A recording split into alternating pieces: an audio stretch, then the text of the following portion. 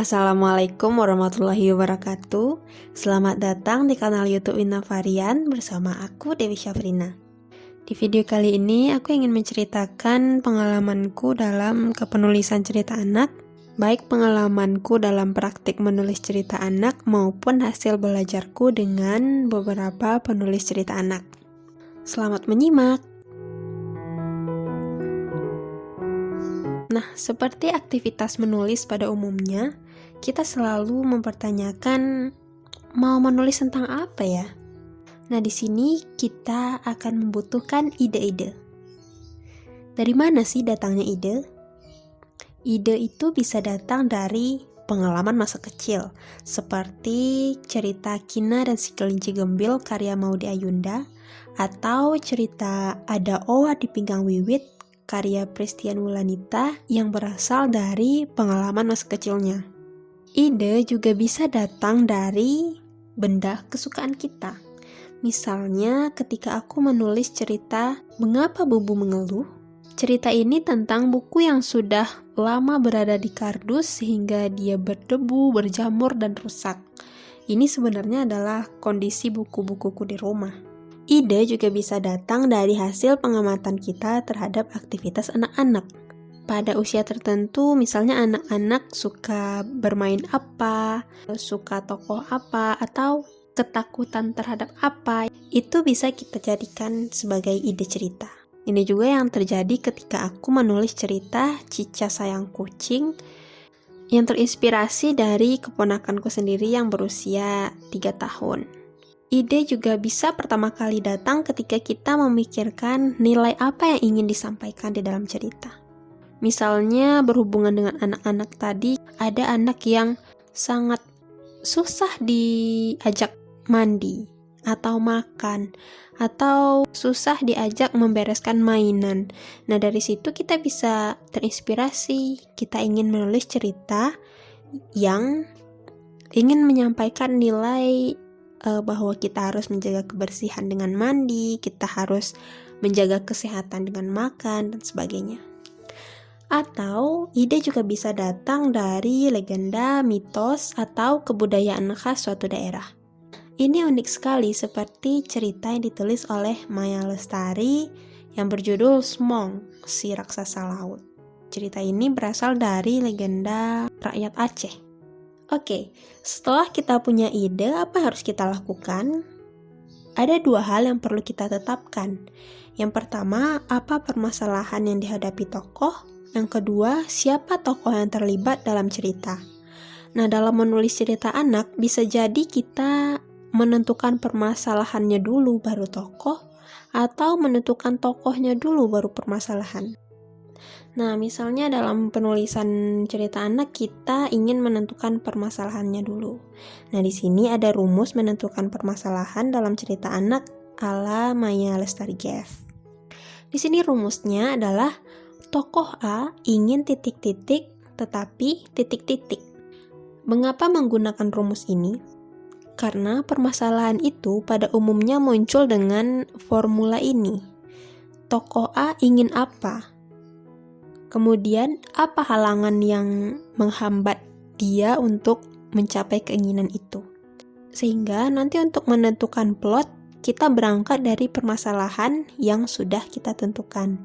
Nah, untuk menentukan plot, Maya Lestari GF juga sudah merumuskan, susunlah 3 peristiwa, kemudian sajikan solusi disertai usaha.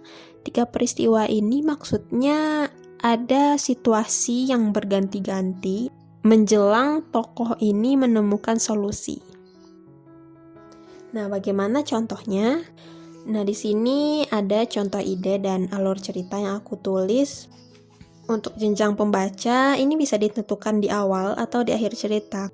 Ide yang aku tentukan, Reva ingin belajar naik sepeda, tetapi Reva tidak punya sepeda. Nah, apa saja peristiwa yang terjadi hingga nanti Reva mencapai solusi?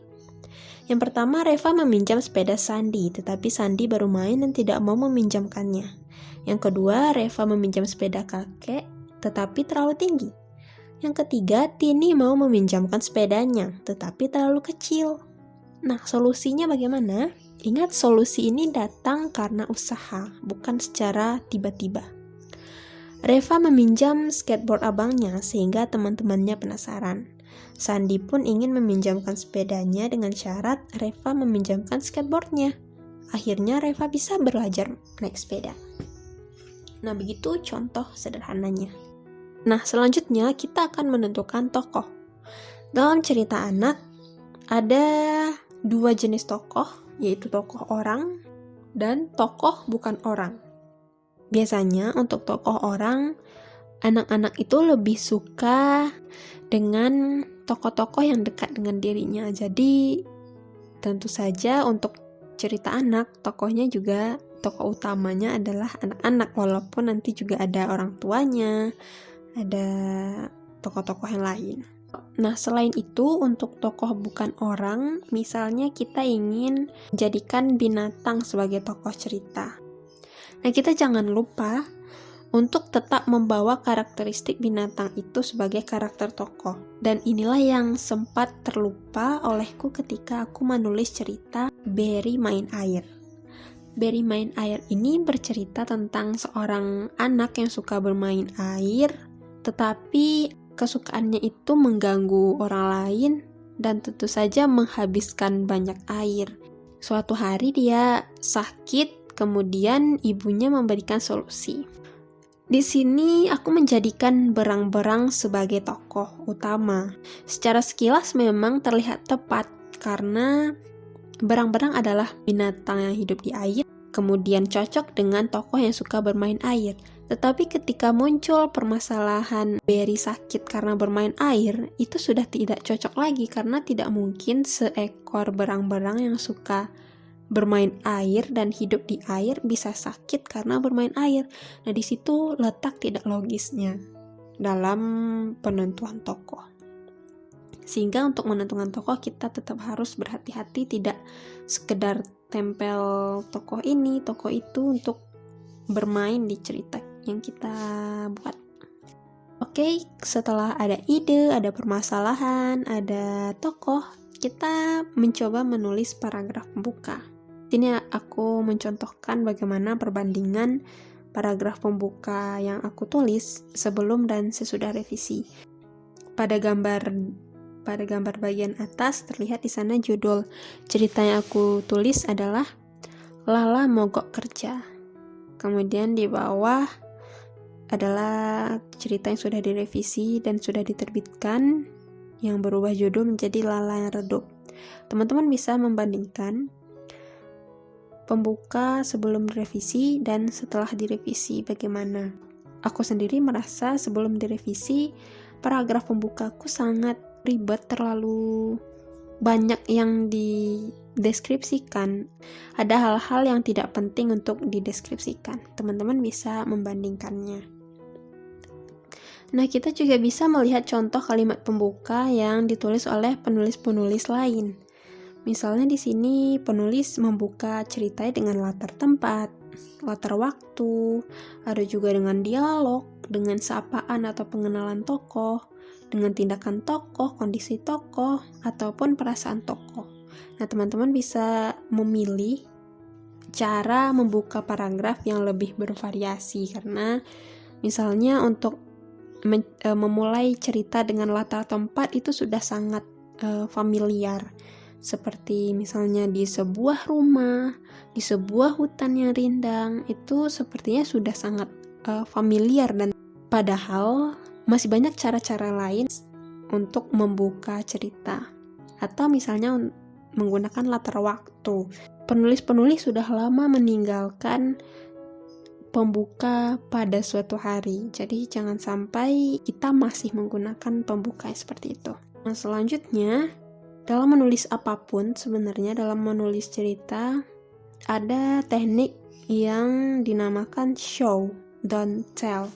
Teknik ini digunakan oleh penulis untuk mendeskripsikan unsur cerita.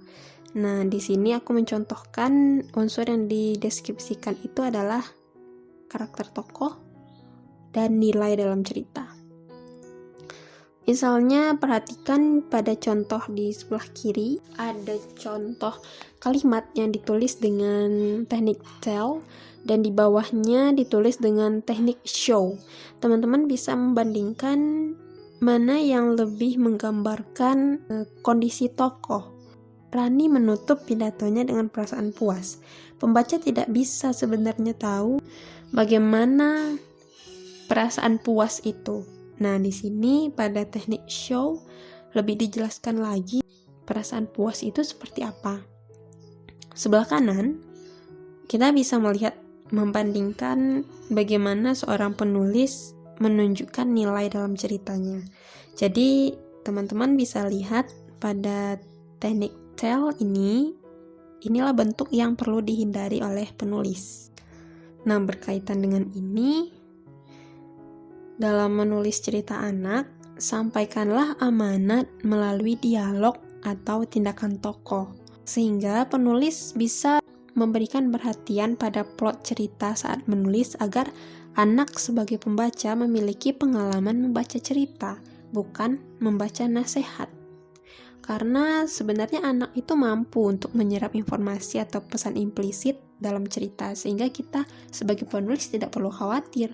Lagi pula, pemahaman anak itu biasanya akan muncul ketika anak berdiskusi dengan orang dewasa atau orang tuanya mengenai buku yang sudah ia baca.